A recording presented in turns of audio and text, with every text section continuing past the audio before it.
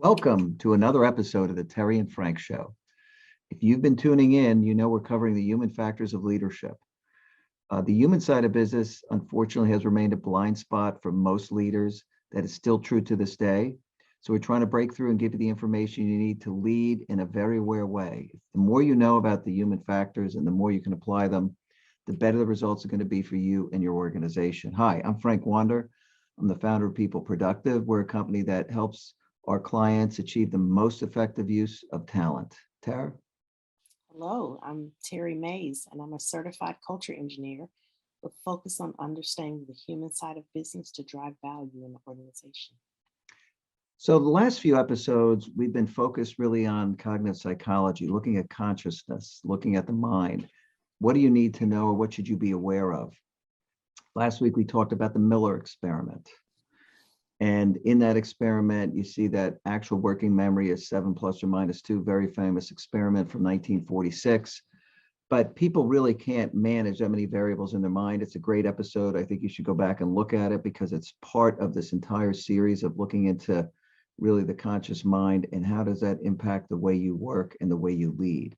So today we're going to talk about consciousness itself and, taking consciousness down to size, because consciousness is a very limited resource. So let's take a look at some data from Tor Nortrander's book, The User Illusion. And there's some interesting facts and figures here. So here's some things from that book. The brain is taking in, 10 it can process 10 gigabits. It's like 11 million bits of sensory input coming into it that has to be processed. It's an incredibly powerful supercomputer. You look at the eyes, 10 megabits per second, skin, 1 megabit per second, ears and nose, 100 kilobits each, taste, a kilobit per second, consciousness, less than 40. Now I see numbers out there, 40 to 60. It's all different, but just think about this. Consciousness, your ability to pay attention is severely constrained because it was always about survival, focusing on the few things that matter to your survival in the conscious mind. The unconscious mind is processing an incredible amount of information. It's a supercomputer, and it's there and it's guiding every aspect of your life, trying to make sure that that consciousness can stay focused on what matters. When you're a little kid, and you have to learn to climb the stairs. It could take a very long time going up one step. You eventually run up and down them. That is now part of your subconscious. Your subconscious is running your life. All of that is taking place so that you're having to consciously be aware of it. So what does this actually mean to work and to life? So let's talk about this a little, because this is a super, super interesting topic. Tara? Yeah, it is very interesting to see that your brain has so much more capacity and power. Even your entire body has so much more ability to take in information than your consciousness can handle. So, what that means is you don't want to overload people. You really do want to focus in on those few things that are important. And we talked about that, plus or minus 7 items that people can kind of juggle and effectively handle. But you do want to limit what you're giving people so that you don't overload them with details that don't really matter and overload them with information that they didn't then have to filter through to figure out what's relevant and what's not relevant. You really want to focus in their attention so that they don't discard things that are really important because they deem it unimportant. Yeah, and in the book, he makes a very, very good point that the most important thing is the quality of information filters. There's so much information, so much input that you're taking in all the time. And we're in an interrupt-driven world where there's just so much Right. input. There's so many channels, unlimited information, everything's been digitized. So the quality of your life and the quality of your work is really how good you are at filtering and discarding stuff that doesn't matter. That's Right. what's super interesting about this. Let's talk about meetings a little bit and Yeah. why this matters in terms of running effective meetings, Tara. Yeah. You absolutely want to keep that agenda tight and clean. You don't want to have a bunch of items on the agenda that really aren't relevant to that meeting.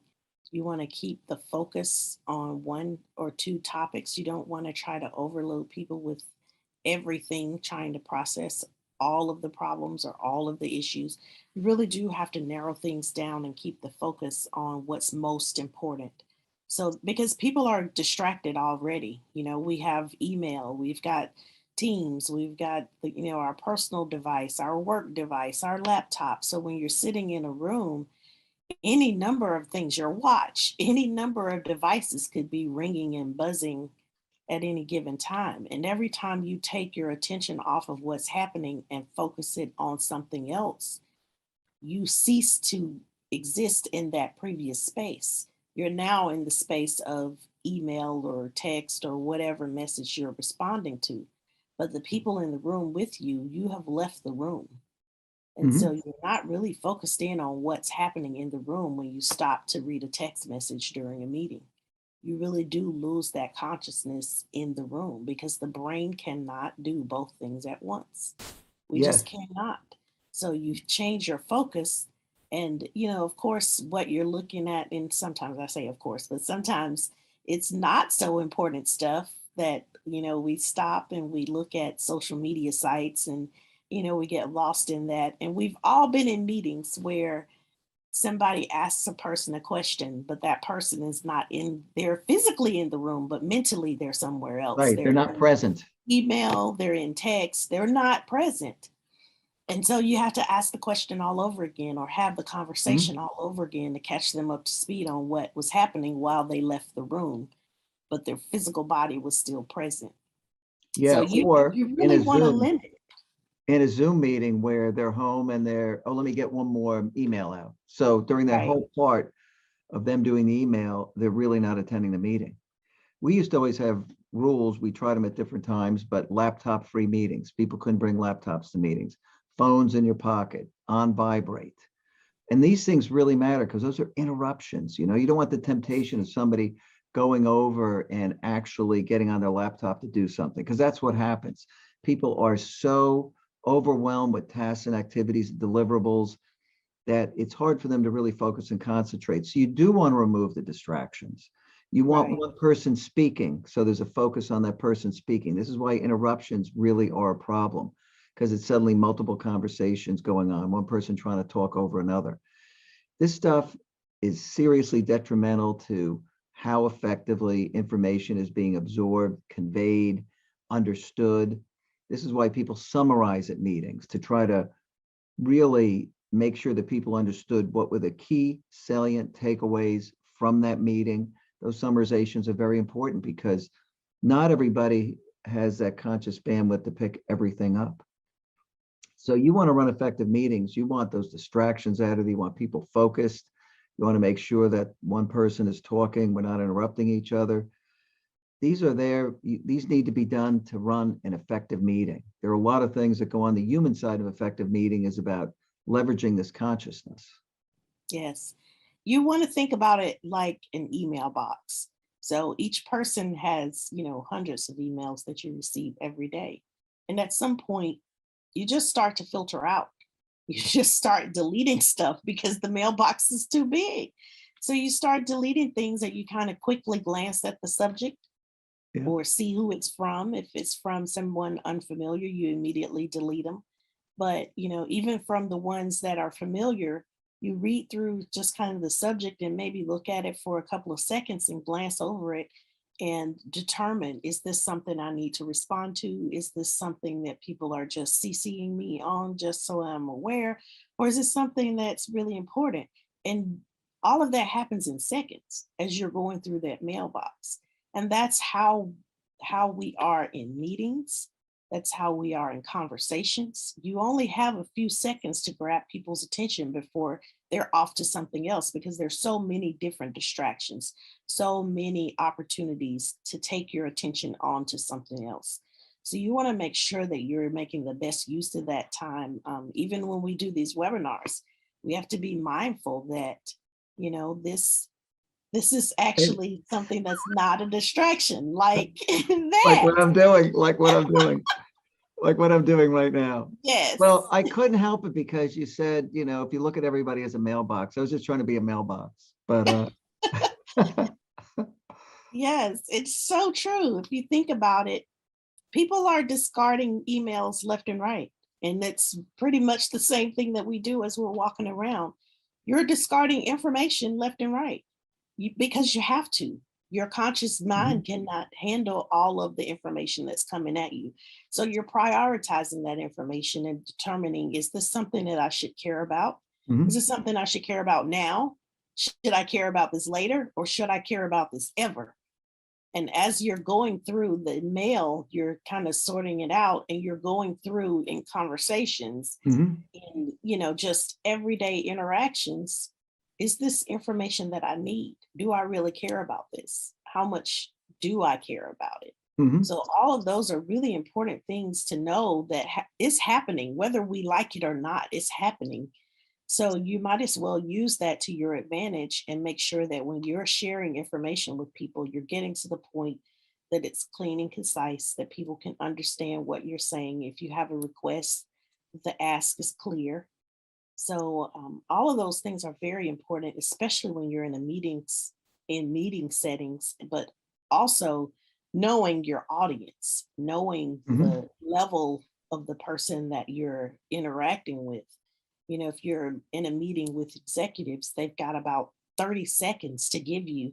So you've got to really keep it short and sweet and make Oh, sure that you whew. get across the message that you're trying to get across. And then whatever you need, make sure that ask is very clear. So this is very Yeah, important stuff that we're talking about. you're on the money about executives and not wasting their time. They're looking for summarized information, the most important points, and if there's something they need to do to get right to it. This whole notion of filtering information, driving the quality of your life and your leadership and your organization. Yeah, I mean, what Terry said is on the money. Is everybody acting as a filter, understanding that summarized information, salient, important points, getting that, using that to run things and make decisions. The less you have, the better off you're going to be. More high quality, small bits of information. So every organization is an information filter. Every person is an information filter. That's how you want to run your organization. That's a human way, human optimized way to run the place. Right, And right. then we You could get don't want into, people. oh, go on, Tara. Well, I was going to say, you don't want people wasting time and energy because, again, you know, we talked about this before. You only have so much energy to expend. And so if you're spending all of your energy focused in on things that don't really matter, it drains you. And as you get towards the end of the day, you're drained. So Mhm. you really do want to have make people focus on the right things, that the most important things are put there first, and that we really hone in on what kind of responses do we need from people, how do we need them to proceed, and make sure that's clear. Yeah, so we've covered selective filtering, we've covered decision-making capacity, and that's driven by glucose and the amount of glucose you have in the mind.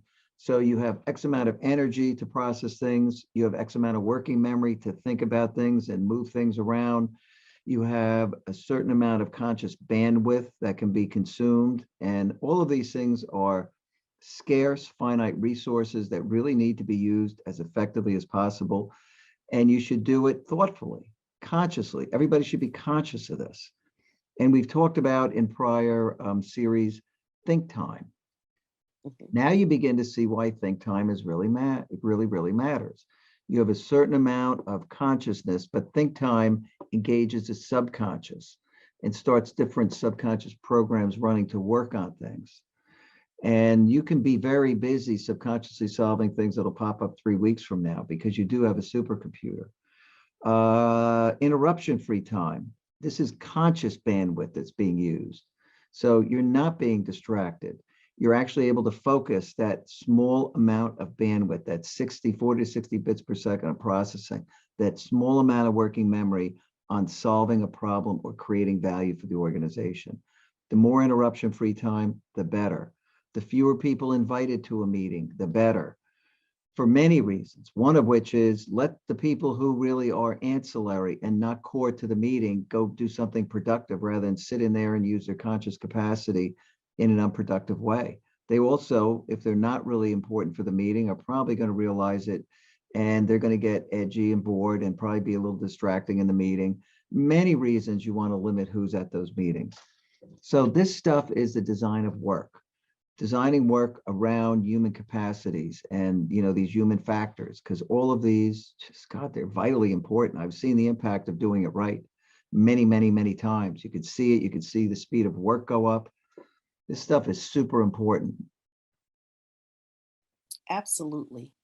There's nothing worse than being on a team where you spend all of your time focused on the wrong things and you feel like you're not adding any value. Hmm. That's very important. The ability for a person to feel like they're making a difference on the team, that they're contributing something that matters. All those are very key ingredients to having a healthy culture in your organization. Yeah, super important. You know, I, we can't say enough about the human factors. So, we like to cover these every week so that you can really think about it, use this information, apply it, use it in your personal life. The information that you're really tapping into in your daily life. You got to be the information filter for that too. What things really do matter, what's important, where are you going, what are the things you want to consume and absorb. Tor Nordtrander's in that book talks about the fact he had to read like 60 books and absorb all this information to come out with this one book. That's an information filter. Mhm. And, you could see how costly really good information is to get to really the essence of things. So we're your filter. We're bringing you stuff that you should really think about. We're filtering information. So we're giving you basically the results of all this work and research over many years in organizations so that you can start to think about this and apply it not only at work, but in life. Nothing could be more important, right, Tara? Very well said. I like it. Well, I think we've covered that pretty well. You can get his Yes. book online. You can find a lot of articles, that kind of summarize what he did. There's some videos out there. I would dig into this. More importantly, watch this. We would appreciate if you would share this video with others so that they can start to embrace this series. Hit the button and subscribe, hit that bell. And we welcome the next episode. Tara, anything you want to end Yes. with? Thank you. I think you've covered it all. We definitely appreciate your feedback and we love it when you share and you comment. So please keep it coming. Keep it coming. And we're live every Wednesday, 4 o'clock Eastern. So you can go right to the People Productivity channel. The live episode is keyed up right there. And we hope you could join us sometime. It's fun. We're there to answer your questions and comments, whatever the case may be. So, hey, really, thanks for coming. We hope you get a lot out of this, and we'd love feedback on what you want to hear about. So Yes. take care. All right. Bye for now.